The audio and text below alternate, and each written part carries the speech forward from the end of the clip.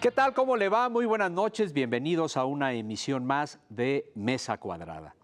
En los últimos 30 años, México ha crecido en promedio 2.4%. El desempeño de nuestra economía ha estado marcado por altibajos. Uno de los principales retos del gobierno federal es sentar las bases para alcanzar un crecimiento económico sólido, duradero y sostenible, capaz de generar empleos y revertir las condiciones de pobreza y desigualdad que sufren la mitad de los mexicanos. Hoy, nuestro país tiene la gran oportunidad de revertir el rezago y la parálisis de los últimos sexenios. A través de la negociación y los acuerdos se han aprobado importantes reformas estructurales que han empezado a sentar las bases para acabar con los privilegios de los poderes fácticos. El objetivo es muy claro: remover obstáculos que generaban incertidumbre para crear un círculo virtuoso para la competencia, la inversión, generación de empleo y mayores tasas de crecimiento. Para hablar de este tema, doy la bienvenida a Verónica Ortiz, Luis Carlos Ugalde y José Ureña, como cada noche. Muy buenas noches. ¿Qué tal? Qué gusto saludarles. Y también está con nosotros el doctor Luis Fonserrada. Él es director general del Centro de Estudios Económicos del Sector Privado, que depende del Consejo Coordinador Empresarial. Luis, ¿cómo estás? Buenas noches. Buenas noches, Gustavo. Y antes de iniciar el análisis sobre las perspectivas del crecimiento económico, vamos a ver la nota que le preparamos sobre este tema. En las últimas 3 décadas, México ha tenido un crecimiento promedio de 2.4%. Esto quiere decir que México no está logrando el crecimiento, logrando el desarrollo que le permita superar su condición de un país mayoritariamente pobre y un país emergente. En los sexenios panistas y el primer año de esta administración, el crecimiento de la economía fue de altibajos. La mayor tasa de crecimiento se alcanzó en el 2000 y el año pasado fue de solo 1.1%. Factores como la situación financiera internacional, los huracanes Ingrid y Manuel, así como el cambio de gobierno, llevaron a ajustar 4 veces el pronóstico. Sin embargo, en 2013, en nuestro país se aprobaron reformas estructurales para incentivar la inversión privada y elevar la competencia y la productividad. México tiene que emprender cambios y cambios de fondo, con una visión no enfocada en el próximo trimestre o en el próximo año, sino para elevar el crecimiento en las próximas décadas. Ejemplo de ello son las reformas financiera, hacendaria, en telecomunicaciones, educativa, competencia económica, así como la energética. Los primeros resultados se verán pronto y para este 2014, la Secretaría de Hacienda prevé un crecimiento económico de 3.9%. Además, las buenas condiciones de la economía se confirman con los respaldos de las firmas calificadoras Moody's y Standard & Poor's, que han elevado las notas crediticias de nuestro país. A la categoría de las As, que fundamentalmente, como así lo señala la propia calificadora, es a partir de las reformas estructurales aprobadas por el Congreso en 2013, las cuales elevan el potencial de crecimiento del país. Aunado a esto, los resultados de la estrategia de seguridad y acciones como el pacto fiscal que no prevé más impuestos hasta 2018 dan mayor certidumbre a los inversionistas.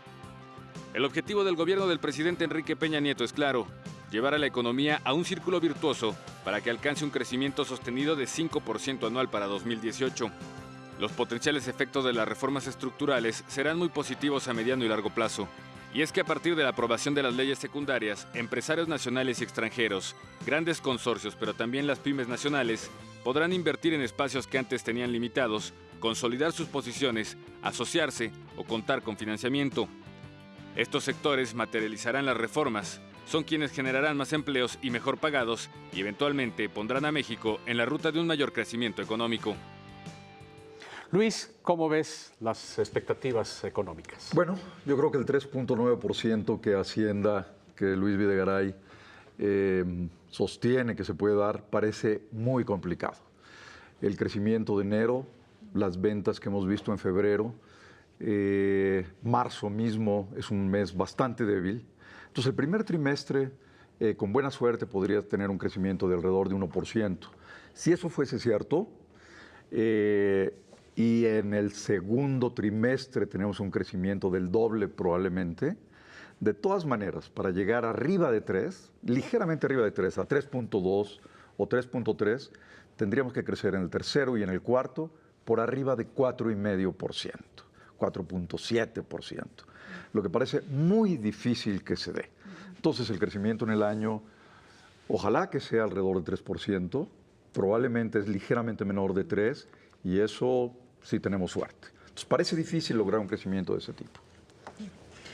Sí, parece como que el tema del crecimiento económico nos elude, ¿no? Digo, lo acabamos de ver en la nota y es además evidente que llevamos décadas en las que no tenemos un crecimiento ni sostenido ni suficiente como para despegar la potencialidad o las posibilidades de México. Hoy, como quizás sucedió hace 20 años con el TLC, y además que somos uno de los países que más tratados de libre comercio tiene, una apertura comercial importante, sin embargo, eso no se tradujo en un ritmo de crecimiento sostenido. Hoy nuevamente hay una expectativa muy grande fincada en las reformas estructurales y sin embargo estamos viendo lo que tú acabas de mencionar. Se están recortando hacia la baja las expectativas. Bueno, se hizo el año pasado y ahora ya con los primeros indicadores estos 2 primeros meses, tú bien dices, el CESP recortó a 3% su expectativa y hay algunas instituciones y bancos que la han bajado incluso, ¿no? A 2.7, 2.9.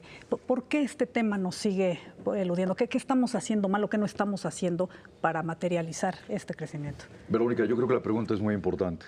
Uno, el crecimiento, realmente el motor fundamental del crecimiento es la inversión. Si no hay inversión, no hay por qué crecer. Si no hay inversión, no hay más producto, no hay más servicios, no hay más empleo tampoco. Entonces, creo que la variable fundamental que ha faltado ha sido la inversión. En todos los años, desde el 80 hasta la fecha, 30 y tantos años, no hemos tenido la inversión requerida. La inversión pública se contrajo además durante todos esos años.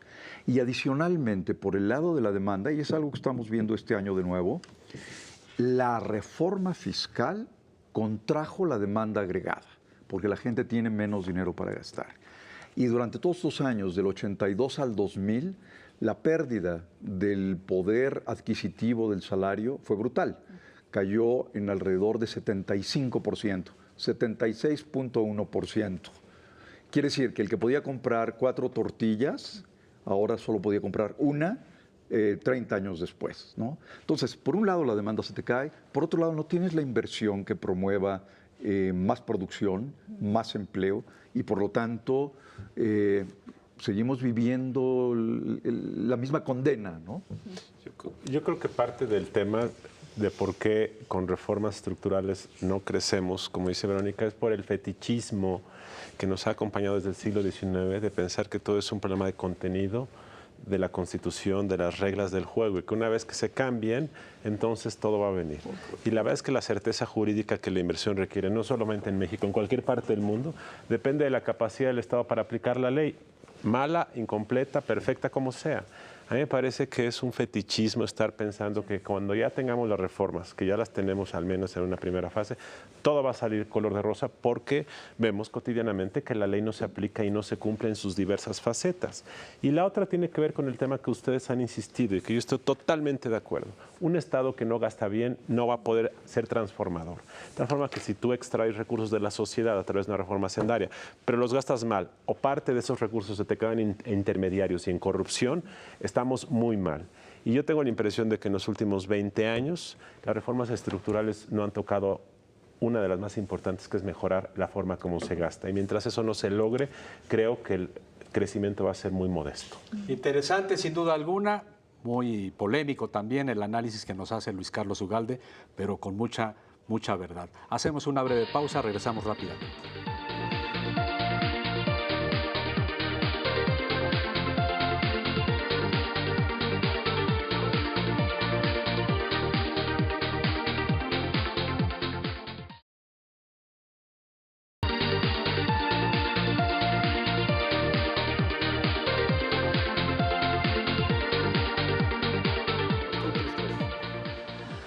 Gracias por continuar con nosotros. Luis Carlos, ibas a concluir la pregunta. Lo único que estoy diciendo es algo con lo que yo concuerdo con lo que ha dicho Luis Fonserrada en los últimos meses y años, y el sector privado es, estamos enamorados del contenido de las reformas estructurales, que yo creo que son muy positivas en general, salvo 2 o 3, y no del tema central, que es cómo se gasta.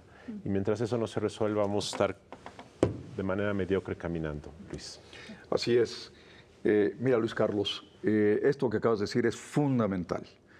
Para poder crecer, para que nuestro país pueda crecer a tasas superiores al 4%, ya no al 5 o al 6, que eso es mucho más complicado, tendríamos que tener una inversión total en la economía como de la cuarta parte de lo que producimos. Eso se debería invertir, o sea, un 25% del PIB.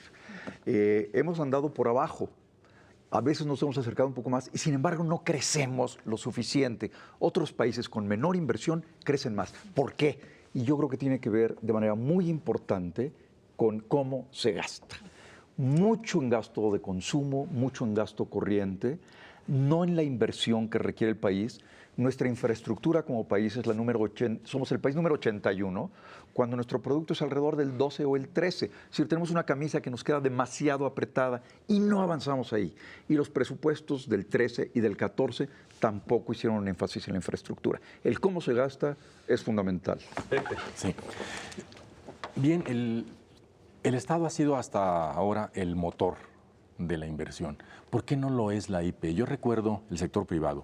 Yo recuerdo cuando comenzó Carlos Salinas, llevó a un grupo de varones del capital, los llevó y les dijo, ustedes van a ser los que van a generar el desarrollo. Y no ha sido así. ¿Por qué? ¿No tenemos una clase empresarial timorata, poco audaz? Pepe, yo creo que tu pregunta es fundamental.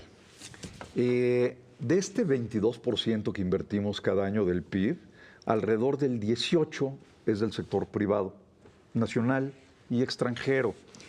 Hay algunos elementos que faltan para garantizar y dar lugar a los requerimientos necesarios para que sea la inversión. Uno es la certeza jurídica, los derechos de propiedad, que haya certeza sobre los derechos de propiedad. Mira, para empezar, en la tierra, el 51% todavía de todo el territorio mexicano es propiedad comunal. No existe propiedad, no es de nadie, ¿no? Ese es un ejemplo. Pero luego tienes cambios en las reglas del juego que te quitan certeza, ¿no? Restricciones que pueden cambiar ahora con las reformas económicas. Por ejemplo, la petroquímica era un campo prohibido. Muchísima inversión privada se dio fuera del país porque no podían invertir en petroquímica. Y así hay varios otros ejemplos, ¿no? Competencia con las estructuras monopólicas que existen fue otro gran impedimento, ¿no? Entonces, efectivamente, las reformas estructurales, económicas, yo creo que pueden quitar estos obstáculos, pero en el mediano y en el largo plazo, no en el corto. No lo vamos a ver. Pero ustedes tenían una estimación interesante, Luis, a propósito de que con las reformas estructurales, básicamente la energética, podrían venir 70,000 millones de dólares. Ustedes lo dijeron. ¿De dónde sacaron esta cifra? ¿En qué plazo? ¿Y cómo esto viene pues, a detonar un crecimiento económico real? Porque son hechos, más allá de mitos y fetiches. Sí. Efectivamente, en el momento en que una parte del territorio en el que existen o que puedan existir reservas se pueda asignar a exploración y explotación en la parte de hidrocarburos solamente, ahí vas a tener una inversión importante seguramente como se ha dado en Colombia, en Brasil, por ejemplo, en Noruega y en otros países. Si a eso le agregas la parte de transportes, por ejemplo, si le agregas gasoductos, oleoductos, si aparte le agregas la posibilidad de desarrollar una industria petroquímica, ¿no? Plantas petroquímicas, eventualmente refinerías, que son palabras mayores, sí efectivamente se pueden dar estos 70,000 millones de dólares que nosotros mencionábamos. Requieres gran certeza, reglas de juego muy claras, que tal vez esto es lo que nos hace falta en el país. Un Estado de Derecho que garantice legalidad, ausencia de corrupción. Y eso es un tema en el que a lo mejor no se ha avanzado lo suficiente. Esta administración lleva más de prácticamente un año y medio y prácticamente el 25% del periodo total de la administración y no hay avances en el tema de corrupción, de más transparencia, de legalidad. Perdón, en este tema, nos quejamos del gobierno corrupto, pero poco hablamos de los empresarios corruptos. Y a mí me parece que así como hay que decir que el gobierno debe gastar más, la verdad es que un segmento del empresariado nació al amparo de contratos de gobierno en la posrevolución y sigue viviendo del coyotaje. Digo, hay casos de contratistas de Pemex muy famosos hoy que se llaman empresarios. Yo creo que son coyotes, porque un empresario es el que innova, un empresario es el que crea valor. Pero buena parte de la riqueza generada en el sector empresarial o en las empresas es de coyotes. Sí. No vamos a decir que... ¿Por qué no ustedes asumen un liderazgo en la materia? ¿Por qué siguen esperando? ¿Por qué no combaten a buena? Porque el problema de la corrupción inicia en ocasiones por los propios empresarios. ¿Qué hay de esa agenda, Luis? Necesitamos el liderazgo de ustedes y yo los veo calladitos en este tema. Luis Carlos, yo creo que tienes razón, yo creo que tenemos que tener más participación. Hay proyectos, hay muchas iniciativas, las hemos hecho, probablemente no son las suficientes. Y tienes razón, para que haya corrupción se requieren 2 al menos. Un amigo de Transparencia Mexicana dice 3, ¿no? El gobierno, el empresario y la sociedad que lo admite, ¿no? Tal vez la regla de juego o la institución, desgraciadamente, más establecida en nuestro país es la corrupción, ¿no? Y tienes razón, la riqueza se da mucho alrededor de estas rentas, ¿no? Que se buscan y están ahí. Es cierto, y yo creo que es una labor de toda la sociedad, ¿no? Nosotros haremos nuestra parte, la continuaremos haciendo. Creo que es muy importante que alguien como la figura del presidente encabece una gran campaña adicionalmente, apoyado por todos los demás, por todos los que se pueda. Pero en los países en los que ha tenido un éxito una campaña anticorrupción, ha sido la autoridad máxima la que lo ha encabezado, ¿no? Yo creo que lo podemos lograr y yo creo que además es necesario para el buen éxito de los efectos que puedan tener el resto de las reformas, ¿no? Sí. Ahí tiene usted los retos interesantes en cuanto a la corresponsabilidad de todos los actores, gobierno, empresarios y sociedad, precisamente para avanzar en este sentido. Hacemos una breve pausa, regresamos rápidamente con usted.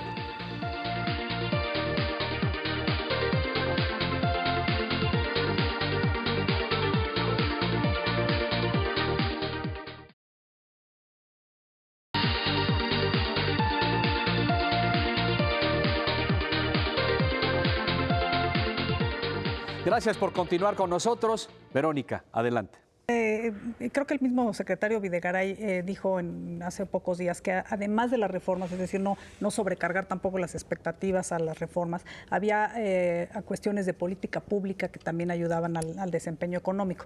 Me imagino que uno de esos es mejorar también la recaudación, porque ¿no? Ese es un tema que también ha seguido persistente porque recaudamos muy poco, ¿no? Es decir, al nivel inferior de los países de la OCDE, y al mismo tiempo tenemos como la impresión de que la reforma fiscal no emparejó la cancha, sino que se fue contra los causantes cautivos. Entonces, ¿cómo mejorar este sistema y la opinión de ustedes respecto de, además del pacto fiscal que se hizo, como para no mover esa reforma fiscal que no generó, digamos, todos los consensos que se esperaban, ¿no? Efectivamente, Verónica. Nosotros pensamos que la reforma hacendaria podía haber hecho mucho más. Con toda esta enorme complejidad de nuevos impuestos y uno aquí y otro allá, se va a recaudar alrededor de 1 punto del PIB. Un punto que podía haber sido recaudado de una manera súper sencilla con la generalización del IVA, apoyando con un mecanismo especial a los grupos de menores ingresos, y eso hubiera sido ideal. Eso hubiera además permitido una recaudación más generalizada y no solo a los cautivos. Pero había otros impuestos, por ejemplo el IETU que desapareció. El IETU era un impuesto que a nadie le gustaba, con unas pequeñas modificaciones hubiera sido un impuesto muy práctico, y ahí se perdió más de otro medio punto del PIB.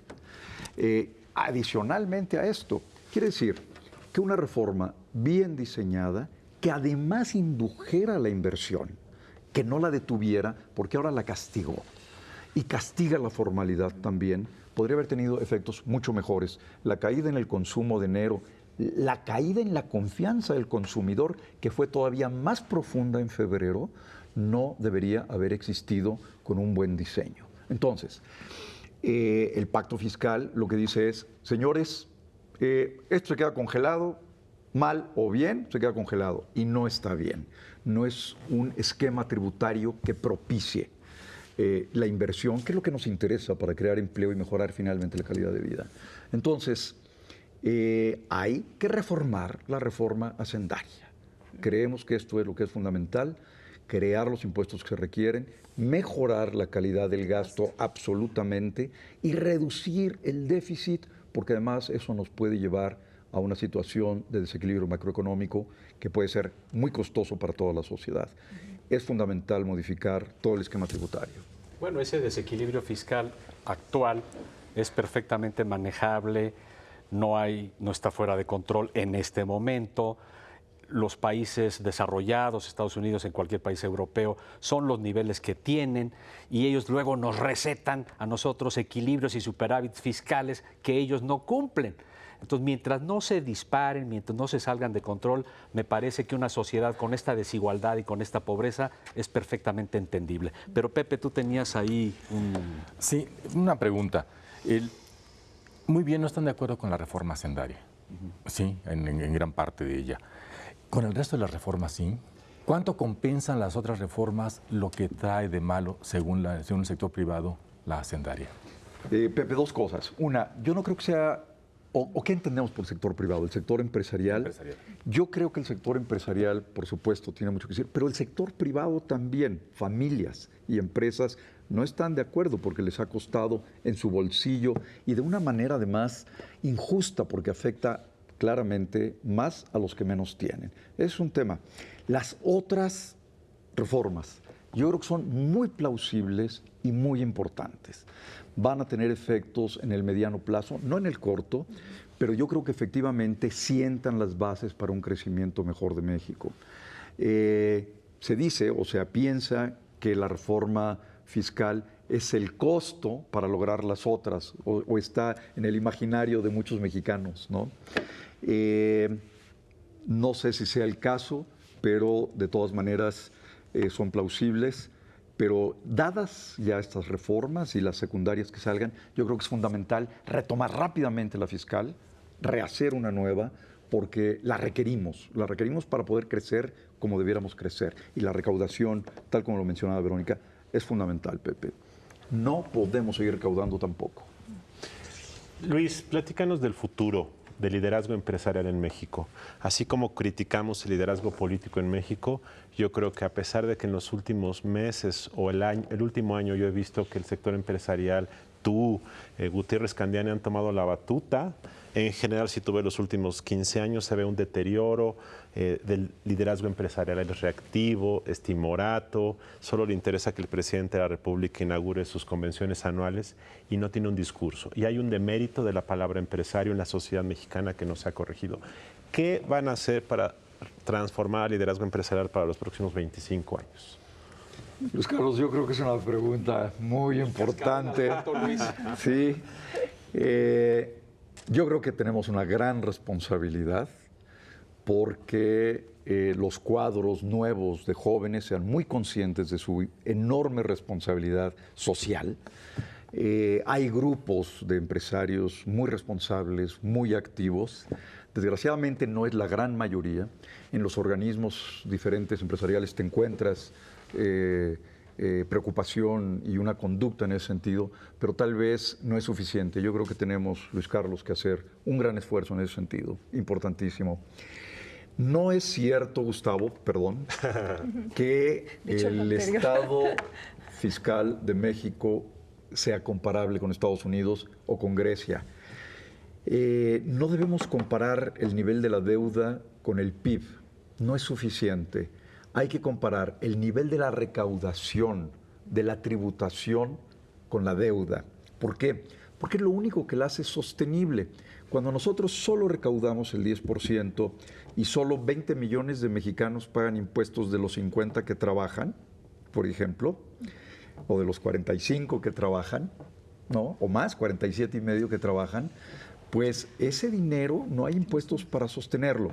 Estados Unidos, en cambio, tiene 150 millones contribuyendo impuestos, contribuyendo al crecimiento, y en ese sentido su deuda como proporción del PIB no es comparable con la nuestra. Habría que comparar los ingresos con la deuda. Eso sí lo hace sostenible, ¿no? Y nos falta mucho que hacer. De ahí la importancia de recaudar más, sin duda, y de formalizar más la economía. Había que modificar, creemos, la reforma hacendaria, hacer una nueva, para lograr esto. y sí entonces hacerla sostenible. Ahora, más allá de las impecables lógicas racionales, técnico-económicas, siempre un gobierno tiene otras variables políticas y sociales que no encajan en estas lógicas que manejan los criterios economicistas y muy técnicos. Entonces hay que entender toda una realidad sociopolítica para entender en toda su dimensión las políticas públicas que se van adoptando, ¿verdad?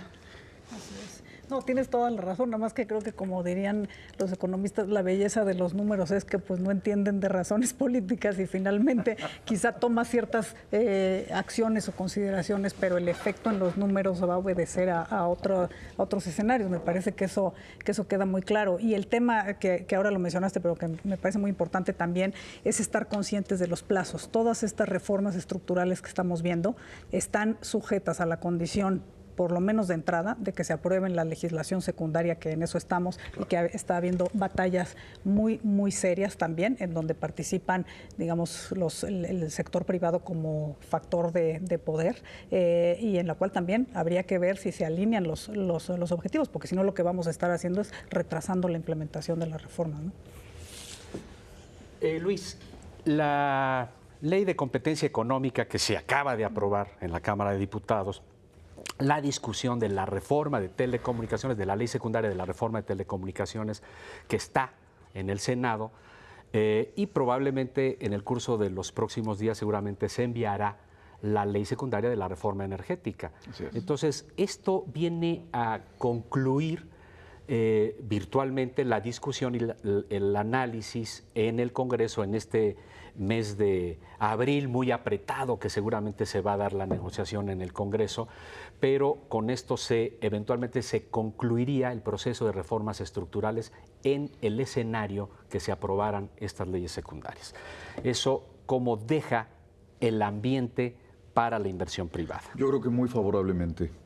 Yo creo que es muy importante. Competencia es una reforma fundamental para limitar excesos monopólicos, precios demasiado altos, malos servicios, y yo creo que eso vamos a tener y vamos a poder ver un efecto, esperemos que en el corto plazo, en muchos campos, ¿no? La ley de competencia es muy importante. Telecomunicaciones, lo mismo, ¿no? Fundamental. La energética se va a llevar más tiempo, sin duda, para ver sus efectos. En el 15 se empezarán a licitar los campos y otros. Quiere decir que probablemente en el 16 podamos empezar a ver alguna inversión y sus efectos probablemente fines del 16 o en el 17. Es de mucho mayor plazo, ¿no? El ambiente en general, al permitir más competencia, por lo tanto menos barreras a la entrada, por lo tanto más inversión, favorece el crecimiento y favorece la inversión. Lo mismo en telecomunicaciones que en competencia. Bueno, ahí tiene usted, el tiempo se nos agotó, una buena conclusión al final, una expectativa favorable a pesar de la realidad que nos ha afectado con un bajo crecimiento económico el año pasado, el primer mes de este año, pero las expectativas, hay optimismo en general. Les agradezco a todos que nos hayas acompañado, sobre todo a ti, Luis. Pase usted muy buenas noches, lo esperamos la próxima semana.